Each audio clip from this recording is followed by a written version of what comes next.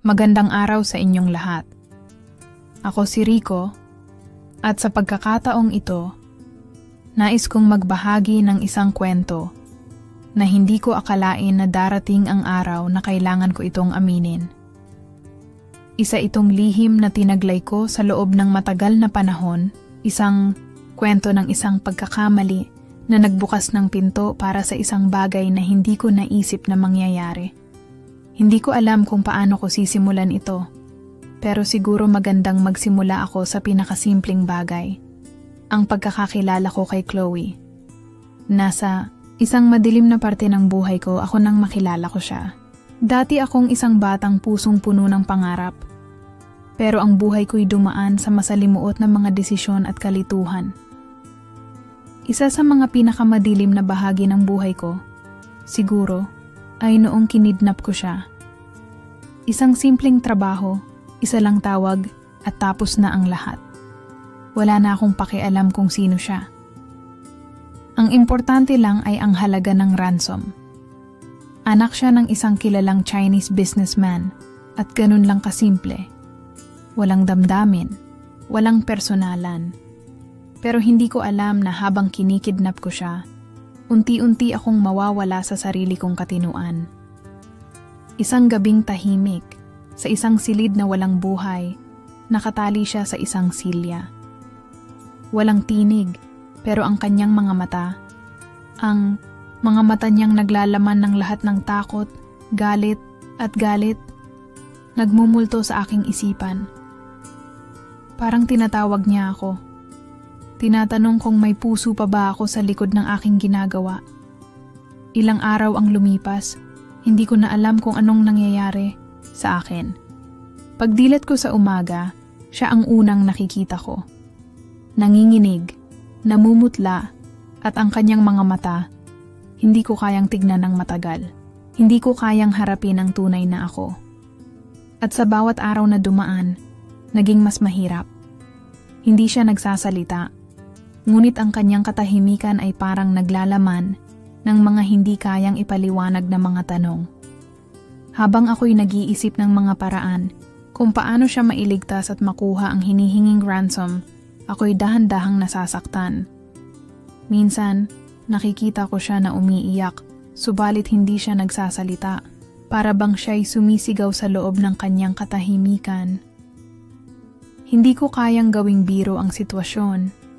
Hindi ko kayang gawing parang isang laro lang ang lahat. Hanggang isang gabi, habang binabantayan ko siya, nagsalita siya.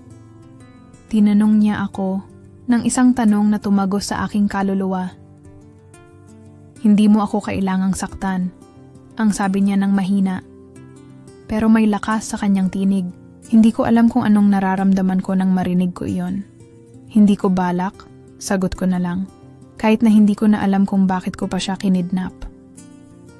Sa mga araw na sumunod, nakikita ko siya sa mga mata kong hindi matanggalan ng guilt. Hindi ko na kayang gawing isang trabaho na lang ang lahat. Si Chloe, sa kanyang tahimik na galit, ay naging dahilan ng pagbabago ko. Habang ako'y nag-iisip ng mga bagay-bagay, isang gabi, napansin ko na basang-basa siya mula ulo hanggang paa. Ang malamig na hangin at ulan ay tila humaplos sa kanyang balat, kaya't niyaya ko siyang magtago sa isang sulok. Ngunit hindi siya umiwas. Hindi siya nagdamot. Inabot ko ang kumot at tinakpan siya, at hindi ko alam kung bakit siya hindi umiwas. Hindi ko na kayang tanungin kung bakit. Hindi na. Bakit mo ako tinitingnan ng ganyan? Tanong niya, at ang mga mata niyang iyon ay parang naglalaman ng isang tanong na hindi ko kayang sagutin.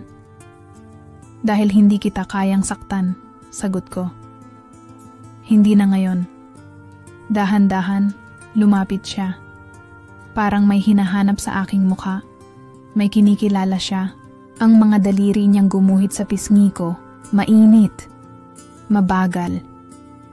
At para bang ang bawat galaw ng kanyang kamay ay isang paalala na sa kabila ng lahat ng nangyari, tao pa rin ako. Hanggang sa naramdaman ko na lang ang init ng kanyang labi sa aking labi. Hindi ko na alam kung paano ko nagawa iyon.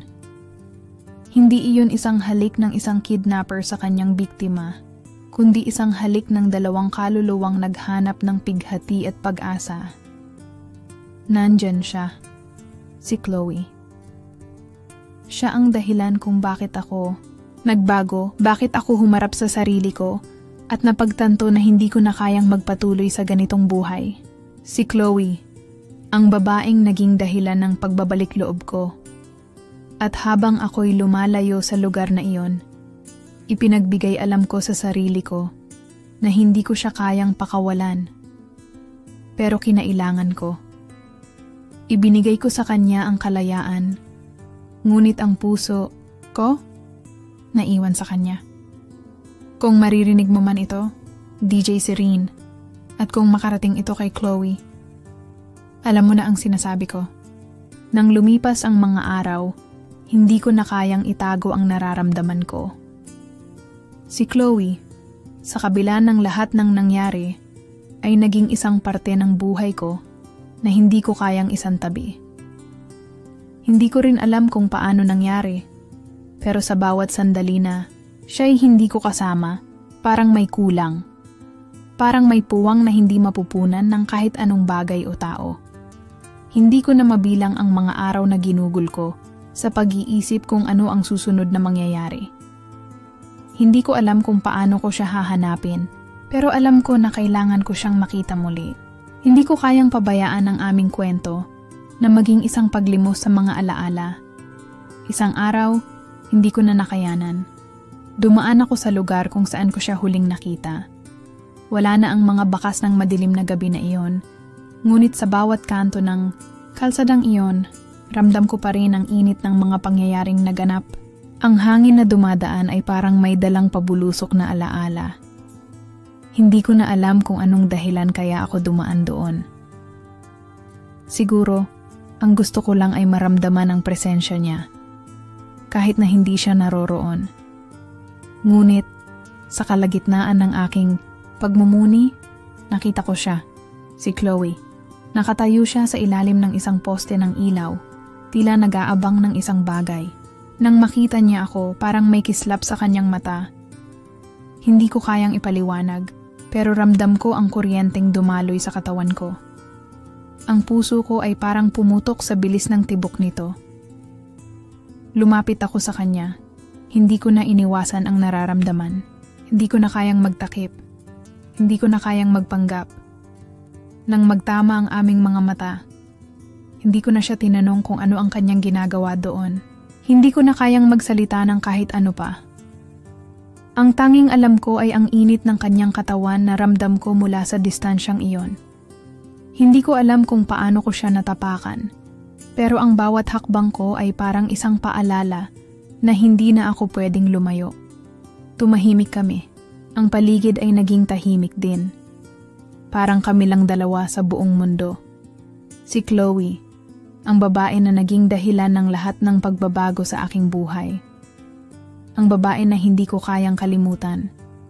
At sa isang iglap, ako'y nakaharap na sa kanya, ang mga kamay ko ay naglalakbay papunta sa kanyang likod.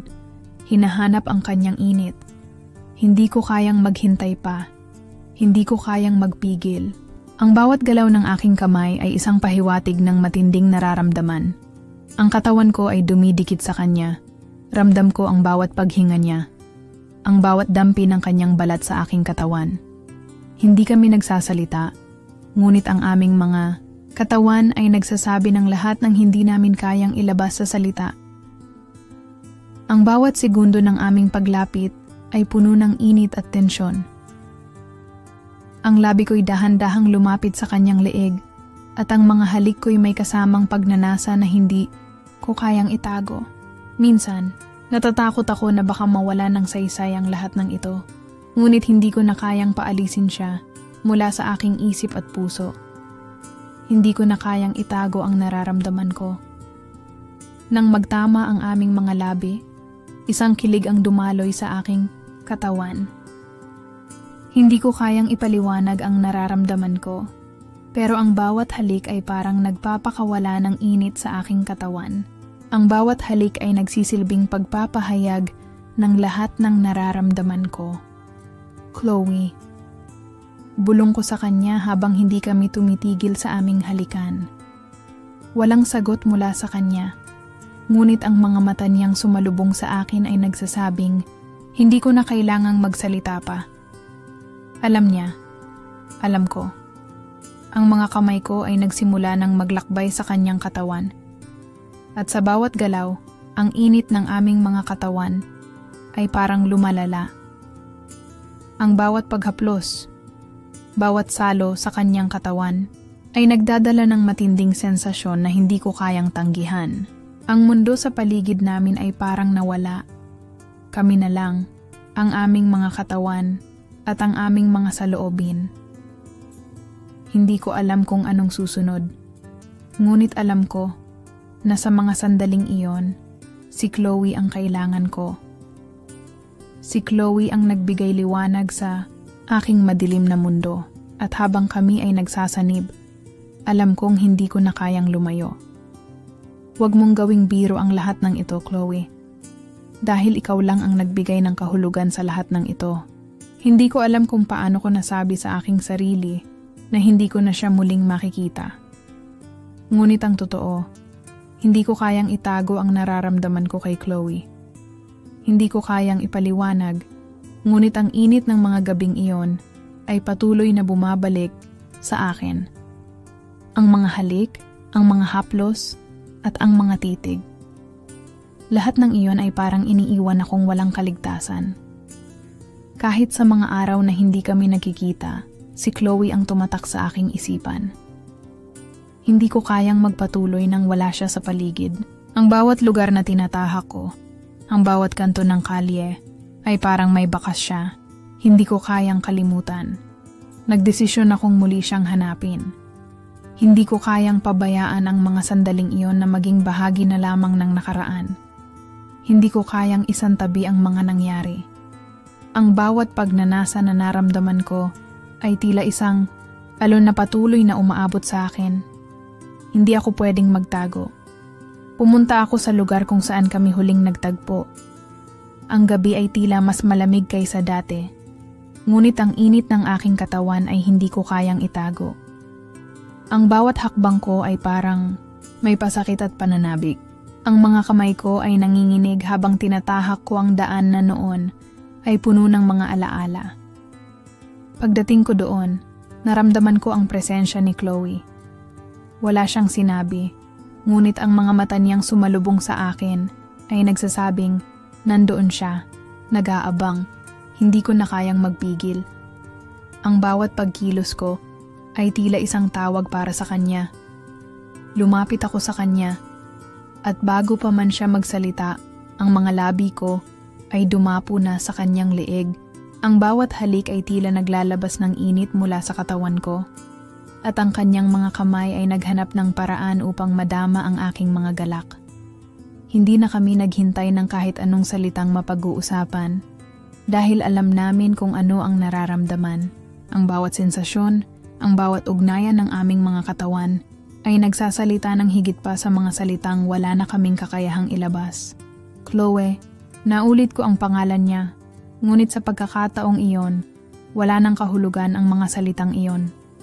Ang aming mga katawan na lang ang nag-uusap. Ang mga kamay ko ay dahan-dahang naglakbay sa kanyang katawan. Hinahanap ang bawat sulok, ang bawat bahagi na tila naghihintay ng pag-aalaga. Hindi ko kayang ipaliwanag ang mga nararamdaman ko, ngunit ang init na naroroon sa bawat paghaplos ko ay tumutugon sa kanyang bawat galaw. Naramdaman ko na ang init mula sa katawan ni Chloe at hindi ko na kayang maghintay. Ang kanyang mga labi ay sumalubong sa akin at sa bawat paghaplos ng kanyang labi sa akin, ramdam ko ang pagsabog ng bawat matinding damdamin. Para kaming naglalakbay sa isang mundo na wala nang pakialam sa oras, sa mga hangganan, at sa lahat ng bagay. Kami ang nagsasabing hindi pwedeng itago ang lahat ng nararamdaman. Walang alinlangan, walang pag-aalinlangan sa aking puso. Ibinukas ko ang bawat pinto ng aking kaluluwa at ipinakita ko ang aking tunay na nararamdaman. Sa mga sandaling iyon, ang mundo namin ay tila umiikot lamang sa aming dalawa. Wala nang ibang umiiral, kundi kami, at ang mga pagnanasa na hindi kayang itago. At habang ang init ng aming mga katawan ay dumadaloy, alam ko na hindi na kami pwedeng magtakip ng kahit anong saloobin. Ang bawat sandali, ang bawat halik, ang bawat paghaplos ay nagsisilbing sagot sa mga hindi namin kayang ipahayag. Hindi ko alam kung ano ang mangyayari bukas. Hindi ko alam kung ano ang magiging epekto ng mga sandaling iyon sa aming dalawa. Ngunit, alam ko na sa mga sandaling iyon, si Chloe lang ang iniisip ko. Siya lang ang naroroon, ang aking naging kaligayahan sa isang mundong puno ng mga tanong. At habang kami ay nagsasanib, ang lahat ng aking nararamdaman ay tanging siya lamang. Hindi ko kayang ipaliwanag ang nararamdaman ko. Ang bawat hakbang ko patungo sa kanya ay parang isang lihim na tinatahak ng mga kaluluwa namin. Parang bawat galaw ng katawan ko ay may kalakip na init na hindi kayang itago. Si Chloe, ang kanyang mga mata, ang kanyang mga labi, ang bawat halakhak niyang dulot ng pagkakaroon ng saya sa presensya ko. Lahat ng iyon ay bumabalot sa akin. At sa bawat saglit, ramdam ko ang tindi ng nararamdaman ko. Ang init ng katawan namin ay nagiging isang laro ng mga titig at mga haplos. Kung minsan, ang bawat pagdapo ng kamay ko sa kanyang balat ay isang lihim na nagsisilibing pagnanasa. Minsan, tinitigilan ko siya, pinipigilan ang sarili ko. Ngunit sa bawat segundo na lumilipas, ang katawan ko ay tila nagsisiyasat, naghahanap ng higit pang pagkakalapit. Hinawakan ko siya sa batok, dahan-dahang pinapasok ang aking daliri sa kanyang buhok at naramdaman ko ang init ng kanyang katawan habang siya'y dahan-dahang lumalapit sa akin. Ang bawat ugnay ng aming balat ay nagbibigay ng pagkasabik na hindi ko kayang itago. Walang salitang nasasabi, ang lahat ng nararamdaman namin ay lumalabas sa mga maliliit na kilos, ang mga hininga, ang mga galak, at ang mga titig na puno ng ibig sabihin. At sa mga sandaling iyon, hindi ko na kayang kontrolin ang aking mga damdamin. Tumango siya, at parang isang senyas para magsimula ang isang paglalakbay na kami lang ang may alam. Ang mga kamay ko ay dahan-dahang humaplos mula sa kanyang leeg pababa sa kanyang katawan. Bawat bahagi ay hinahanap ko at inaalagaan. Ang mga sulyap ng kanyang mata ay tila nagsasabi na pareho kaming naguguluhan. Ngunit sa mga paggalaw namin, tila nagsasabi kami ng tadhana na ang pagkabighani namin ay isang hindi maiiwasang pangyayari. Ang init na dumaloy sa aming mga katawan ay nagpatuloy. Bawat halik na naganap ay tila mas mainit kaysa sa mga naunang halik. Ang katawan ko ay natutulog sa bawat hawak ko sa kanya, at ang mga labi ko ay dumapo sa kanyang leeg. Nakakaramdam ako ng mga panginginig sa bawat paghaplos ko sa kanya.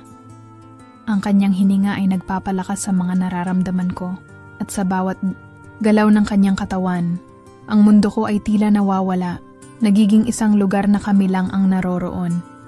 Hindi ko na kayang itago, ang bawat hiling na gustong mangyari ay nagiging katotohanan sa mga sandaling iyon. Walang mga salitang nasasabi. Ang bawat kilos namin ay tila nagiging isang saloobin, mga kilos na hindi namin kayang labanan. Lahat ng nararamdaman ko ay sumasalamin sa bawat halik na iniiwan ko sa kanya, at bawat katawan ko ay tila sumasabay sa pagnanasa na hindi kayang pigilan. Hindi ko kayang itago ang aking nararamdaman. Siya lang ang umiikot sa isip ko sa mga oras na ito. Tulad ng dati, ang mga galak namin ay tila lumalalim pa sa bawat saglit. Naramdaman ko ang init mula sa katawan niya, at parang ang bawat salitang hindi nasabi ay bumangon sa hangin. Walang iniisip kundi ang pagsasanib ng aming mga katawan. Ang bawat kilig, ang bawat haplos, at ang bawat pagnanasa na parang isang alon na pumapalibot sa amin. Ang mga katawan namin ay nagsasama sa isang sining na hindi kayang gawing ordinaryo ng mga salita. Hindi ko alam kung gaano ito katagal magtatagal. Ngunit sa mga sandaling iyon, si Chloe lang ang tanging iniisip ko. Siya ang naging dahilan ng bawat alon ng init na tumatagos sa aking kaluluwa. Siya ang naging dahilan ng bawat pagpapasiko ng aking katawan. Dahil sa mga tagpo naming iyon, nalaman ko na hindi ko na kayang mabuhay na wala siya. Lahat ng mga pagnanasa at ang init ng aming mga katawan ay tila nagsasabi na kami ang mga nawawalang piraso na hindi pa natutuklasan. At sa bawat pagkakataon na siya ay nandoon, ang mga araw na lumipas ay parang isang magaan na alon na humaplos sa aking katawan. Tila baga hindi ko na kayang itago ang nararamdaman ko kay Chloe. Habang nagiging mas malapit kami, nagsimulang magbago ang lahat. Hindi ko alam kung ito ba ay isang pagkakamali o isang magandang pagkakataon. Ngunit ang bawat araw na lumilipas ay tila nagiging mas mahirap pigilan ang nararamdaman ko para sa kanya. Magkaiba kami ng mundo. At alam kong ito ang pinakamalaking hadlang sa aming relasyon. Hindi ko kayang maging ganito habang alam kong may mga bagay na dapat ayusin sa ating mga buhay. Ngunit sa mga oras na magkasama kami, parang lahat ng iyon ay nawawala. Ang mga alalahanin, ang mga pagkakaiba, at ang mga tanong sa aming mga isipan ay nawawala sa mga sandaling iyon. Kami lang ang naroroon, at ang bawat halakhak, ang bawat sulyap at ang mga pagtitig sa mata ng isa't isa ay parang nagsasabi na may espesyal na koneksyon kami. Ngunit hindi ko kayang ipagwalang bahala ang mga katotohanan. Alam kong may mga aspeto ng buhay ko na hindi ko kayang iwanan. May mga obligasyon, may mga responsibilidad na hindi ko pwedeng iwasan. Alam ko na hindi ko kayang magpatuloy sa ganitong kalagayan nang hindi iniisip ang mga epekto nito sa amin. Ang mga nararamdaman ko ay tunay, ngunit sa bawat tingin ko kay Chloe, alam ko rin na kailangan naming maging maingat. Si Chloe ay hindi lang basta isang tao sa aking buhay. Siya ay nagiging isang puwersa na hindi ko kayang ipaliwanag. Ngunit sa kabila ng lahat ng nararamdaman ko, naiisip ko rin kung hanggang saan kami pwedeng dumaan nang hindi nasasaktan ng isa't isa. Hindi ko kayang magpatuloy na parang walang nangyayari, na parang walang mga hangganan na kailangan naming respetuhin. Pinipilit kong magbigay ng espasyo para sa aming mga sarili. Pero bawat sandali na siya ay nandoon, ang puso ko ay parang nahihirapan. Ang mga magagandang alaalang nabuo namin ay palaging bumabalik. Ngunit alam ko na hindi ko kayang patagilid ang lahat ng mga katanungan sa aking isipan. Kung patuloy kaming magpapadala sa kung ano ang nararamdaman namin, paano kung sa huli, kami lang ang masasaktan? At ang tanong na hindi ko kayang sagutin, hanggang saan kami makararating kung hindi kami maghahanap ng paraan para mapanatili ang aming relasyon sa tamang lugar at oras? Ang mga nararamdaman ko ay malalim at matindi, ngunit sa kabila ng lahat ng iyon, natutunan ko rin ang halaga ng pagiging tapat sa sarili. Sa bawat sulyap at bawat pangarap na kami lang ang may alam, natutunan kong ang tunay na halaga ng pagkakaalam at ang tamang pagkakakilanlan sa isa't isa ay hindi matutumbasan ng anumang bagay. Ang buhay ko ay puno ng mga tanong, ngunit may mga sagot na hindi ko pa kayang tanggapin. Hindi ko alam kung anong mangyayari sa amin ni Chloe, pero natutunan kong tanggapin ang bawat hakbang ng aming journey. Hindi ko kayang pigilan ang nararamdaman ko, ngunit alam ko rin na hindi ko kayang magpatuloy sa ganitong kalagayan nang hindi iniisip ang aming mga hangganan at ang epekto nito sa hinaharap. Ang lahat ng ito ay nagsimula sa isang simpleng pagkakataon, isang tanong, isang sagot, at isang tanawin na hindi ko akalain na dadalhin ako sa puntong ito. Hindi ko alam kung paano ko nasimulan, ngunit nang magbukas si Chloe ng isang pinto ng mga lihim, nagbago ang lahat. Ang mga tanong na kanina ay abot langit na nag-aalburuto sa aking isipan, Ngayon ay nagkaroon ng sagot na hindi ko inaasahan. Habang kami magkasama sa isang tahimik na hapon, habang ang kanyang mga mata ay tila nagsisilibing sulyap ng mga lihim, nagkaroon ako ng lakas ng loob na tanungin siya ng isang bagay na matagal ko nang gustong itanong. Chloe, may mga bagay ka bang hindi nasasabi sa akin? Tinanong ko siya. Hindi malaman kung bakit sa oras na iyon, ko lang naisip na tanungin. Tumingin siya sa akin ng seryoso. Ang mga mata'y puno ng maraming nararamdaman. Takot, pangarap, at pagkabigo. At pagkatapos ng ilang sandali ng katahimikan, sumagot siya. Oo, Rico, sagot niya. Mabigat ang bawat salitang lumabas sa kanyang bibig. May mga bagay akong itinatagong mga lihim na hindi ko pa kayang ibahagi sa'yo. Sa sagot niyang iyon, naramdaman ko ang matinding kabuntot ng mga tanong na parang bumagsak sa akin. Kung may mga bagay siyang hindi nasasabi, paano ko siya matutulungan? Ano ang mga itinatago niyang piraso ng kanyang buhay na hindi ko pa alam? Ang mga lihim na siya mismo ay hindi kayang pag-usapan. Kaya paano ko siya masusuportahan kung wala akong kabatiran tungkol dito? Ang tanong ko, na naging simpleng usapan, ay naging isang pader na nagbukas ng mas malalim na kahulugan. Hindi ko inasahan na ang mga sagot na hinahanap ko ay magbubukas ng mas maraming tanong kaysa sa inaasahan ko. Si Chloe, na ngayon ay naging bahagi ng bawat araw ko, ay nagtataglay ng mga lihim na tila hindi ko kayang hawakan. Gusto ko sanang mas makilala siya, maramdaman ang lahat ng kanyang pinagdadaanan, pero ang mga lihim na ito ay para bang may pader na humahadlang sa pagitan namin. Napansin ko ang mga mata niyang naglalaman ng mga hindi kayang ilabas na emosyon at sa kabila ng lahat ng mga pagdududa, alam ko na may mga bagay akong kailangang unawain bago ko siya piliting magbukas ng mga pinto ng nakaraan.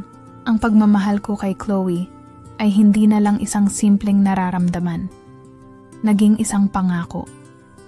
Pangako na hindi ko siya ipagpapalit, hindi ko siya iiwan. Pero alam kong kailangan ko ring respetuhin ang mga hangganan niya at ang mga lihim na ito ay may malalim na dahilan. Habang tumagal, natutunan ko na ang mga lihim na ito ay hindi lang basta mga bagay na itinagong hindi ko pa alam. May mga pagkakataon, ang mga lihim ay nagsisilbing proteksyon. Hindi lang para sa kanya, kundi pati na rin para sa amin. At sa kabila ng lahat ng ito, natutunan ko na hindi ko kayang pilitin siyang magbukas ng lahat ng ito kung hindi siya handa. May mga bagay na kailangan niyang pagdaanan ng mag-isa. Hindi ko alam kung anong mga lihim ang naghihintay, pero ang tanging alam ko ay hindi ko siya iiwan. Kung mangyari man ang mga bagay na hindi ko inaasahan, kahit pa may mga pader na hindi ko kayang sirain, ang pagmamahal ko sa kanya ay maghihintay pa rin. Sa mga lihim na ito, sa mga hindi pa nasasabi, at sa mga sagot na hindi ko pa matanggap, natutunan kong ang tunay na pagmamahal ay hindi nasusukat sa mga alam natin, kundi sa pagtanggap at pag-unawa sa mga bagay na hindi natin lubos na nauunawaan. Nandyan na kami, sa isang punto kung saan hindi na pwedeng balikan ang mga nakaraan. Ang bawat galaw, ang bawat desisyon, tila nagsasalo sa isang mundong puno ng tensyon at mga hindi masabi. Sa bawat titig namin, parang may mga salitang hindi kayang iparating ng bibig, ngunit nararamdaman ng puso. Matagal na akong nakatayo sa harap niya, hindi makapagsalita. Alam ko, parang gusto ko na siyang yakapin. Pero natatakot akong baka ang init ng aking mga palad ay magdulot ng pag-iwas sa kanya. Ngayon, ang mga mata niya, malalim at puno ng tanong. Parang sumisilip sa aking kaluluwa. Hindi ko alam kung saan ko hahanapin ang sagot sa mga tanong niya. Hanggang sa dahan-dahan, siya na mismo ang lumapit. Rico, sabi niya. Ang boses niyang mahina, ngunit may kabigatan. Tama ba itong nararamdaman ko? Ang lahat ng ito? Ang tanong niyang iyon ay tumagos sa akin. Parang 100 talim na tumama sa aking dibdib. Pinipilit ko pa ring magpakatatag, ngunit may bahagi sa akin na naguguluhan din. Hindi ko alam kung ang mga salitang lalabas mula sa aking bibig ay makapagbibigay linaw o lalo lang magpapalabo sa sitwasyon. Sa mga sumunod na sandali, nagpasya akong wag nang magsinungaling. Hindi ko alam kung paano ko sisimulan. Pero ang nararamdaman ko ngayon, mas malalim pa kaysa sa anuman. Sagot ko, ang mga mata ko'y malapit nang mapuno ng luha. Sa mga oras na ito, hindi ko na kayang magtakip ng nararamdaman ko. Tinutukso ko na ang sarili ko sa mga bagay na gusto ko sanang hindi mangyari, pero hindi ko kayang itago pa. Nagtagpo ang mga mata namin, at sa pagkakasunod ng mga sandali, napansin kong ang mga kamay niya ay nagsimulang maglakbay sa aking katawan. Hindi siya nagmadali, ngunit may kung anong puwersa na unti-unting umaabot mula sa kanya patungo sa akin. Ang init ng kanyang mga palad ay tila nagpapalakas ng mga nararamdaman ko. Ang mga emosyon na matagal ko nang iniiwasan ay bumangon mula sa kailaliman ng aking pagkatao. Ang puso ko ay sumabog ng mabilis. Pero sa mga sandaling iyon, hindi ko na iniisip ang mga sakripisyo at mga panganib.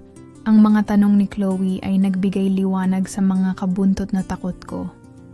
At ang bawat galaw niya, kahit gaano kaliit, ay nagbigay sa akin ng kakaibang lakas. Rico, ako... Hindi na siya nakatapos ng sasabihin ng maramdaman kong ang mga labi ko ay dahan-dahang lumapit sa kanyang mga labi. Ang unang halik namin ay hindi mabilis, hindi impulsive. Ito'y matamis at puno ng hindi masabi. Tulad ng mga ulap sa kalangitan, ang bawat sandali ay tumagal at punong-puno ng di mabilang na mga emosyon. Halos sumabog ang aking puso habang ang kanyang mga kamay ay naglalakbay sa aking likod. Ang galak at ang takot, ang sigla at ang pag-aalinlangan. Lahat ng ito ay naghalo sa hangin. Hindi ko kayang tukuyin kung kailan nagsimula ang paglipat ng takot ko sa isang bagong uri ng damdamin. Ngunit ang bawat segundo ng iyon ay nagpamulat sa akin sa isang bagay na hindi ko pa kayang ipaliwanag. Isang uri ng pagmamahal na mas malalim kaysa sa anumang naramdaman ko. Isang pagmamahal na nag-ugat sa lahat ng sakit at pangarap na pinuno ng mga mata namin. Sa huli, ang tanging naiwan sa pagitan namin ay hindi na ang mga tanong, kundi ang sagot na nararamdaman namin para sa isa't isa. Ibinukas namin ang isang bagong kabanata sa aming buhay na hindi ko alam kung saan hahantong, ngunit alam ko na walang kinalaman ang takot sa mga susunod na hakbang na gagawin ko. Ipinagpapasalamat ko ang mga sandaling iyon. Yung mga titig na puno ng hinagpis at saya. Ang mga pagkilos na hindi nasabi, pero ramdam ng bawat isa sa amin. Hindi na kami nagmadali. Wala nang mga takot o alinlangan. Ang mga nangyari ay nagbigay sa akin ng lakas na hindi ko inaasahan. Ang mga bagay na dati ay nagiging komplikado.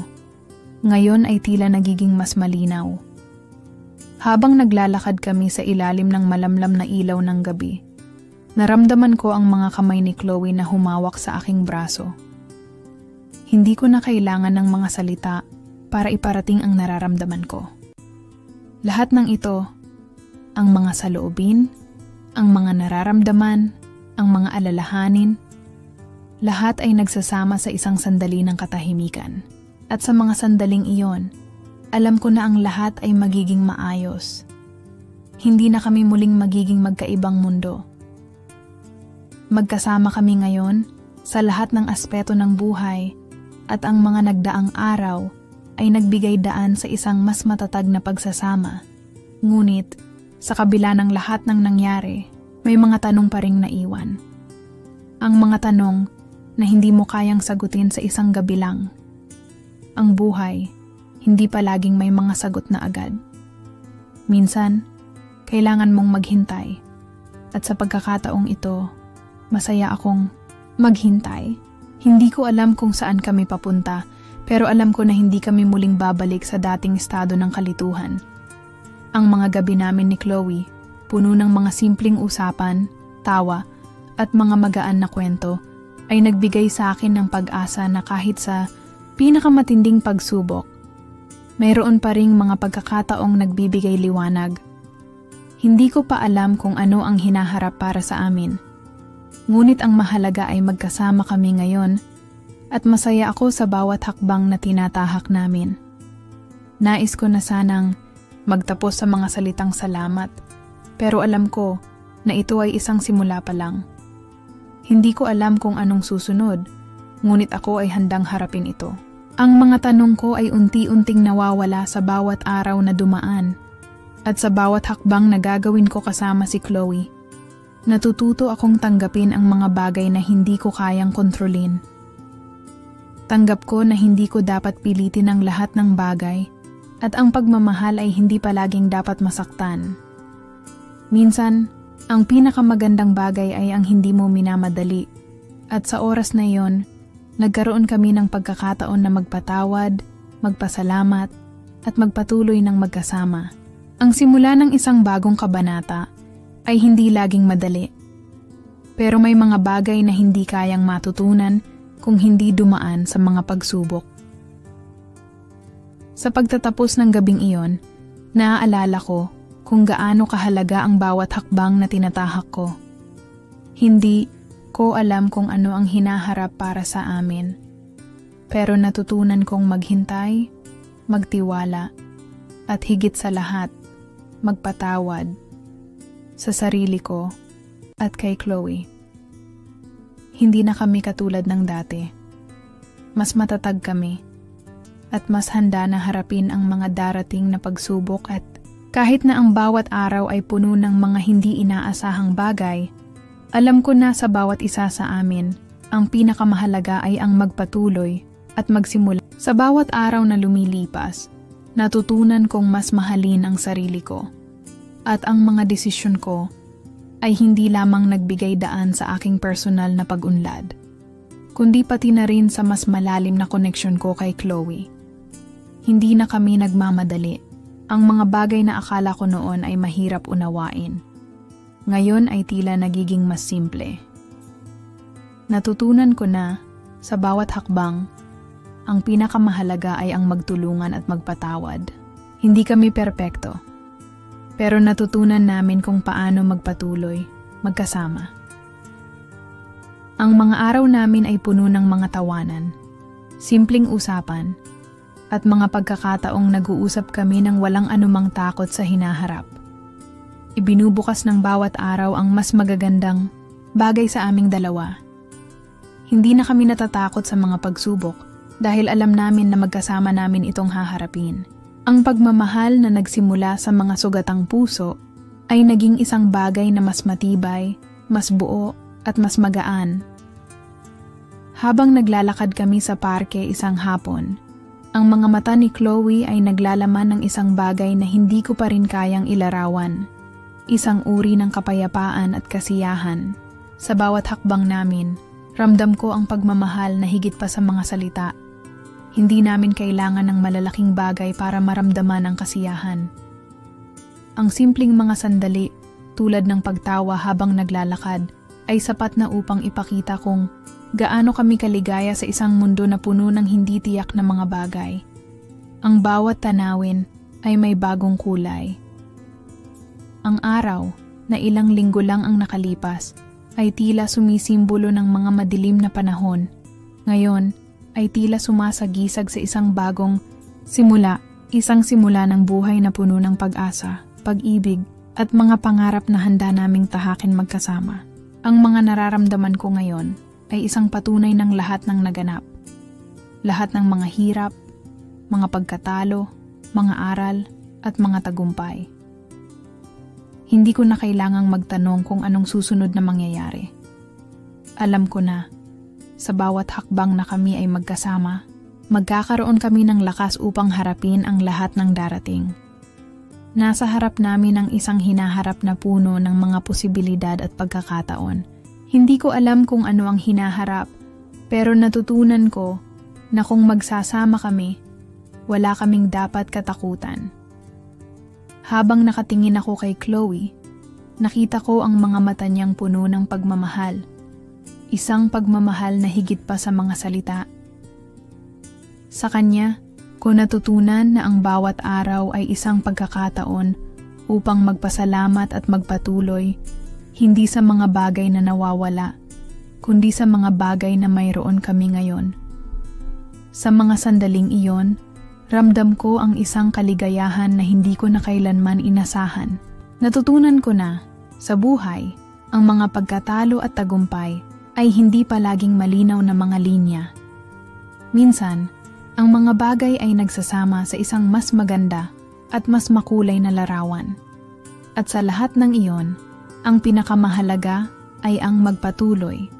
Magpatuloy sa pagmamahal, sa pagtanggap sa isa't isa, at sa pagpapatawad. Ito ang aming bagong simula, isang buhay na puno ng pag-asa, pagmamahal, at isang maliwanag na hinaharap. Sa bawat hakbang, magkakasama kami. Ang kwento namin ay hindi natapos. Sa halip isang bagong kabanata ang nagsimula, at sa gabing yon, nagsimula kami ng isang buhay na puno ng mga kasirin. Salamat sa pagsama sa ating kwento ngayong araw. Naway magbigay ito sa inyo ng aral at lakas sa inyong sariling mga laban. Laging tandaan, ang bawat kwento ay may simula at katapusan, ngunit ang pinakamahalaga ay ang bawat hakbang na tinatahak natin. Hanggang sa susunod mga kasirina.